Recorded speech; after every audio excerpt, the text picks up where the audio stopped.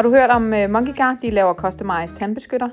Alt man gør er at udfylde en blanket med ønsket farve og den tekst, man gerne vil have på sin tandbeskytter. Så er man klar til næste skridt, og den her fætter er en aftryksske, som man fylder med noget materiale, som der gøres her. Så herefter skal den ind i munden, så man får taget et korrekt aftryk af sine bisser.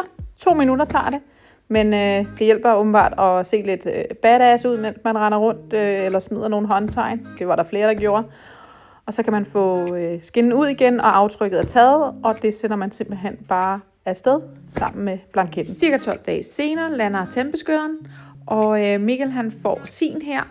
Han ser glad ud, det kan jeg godt forstå, for prøv lige at se, hvor fed den ser ud.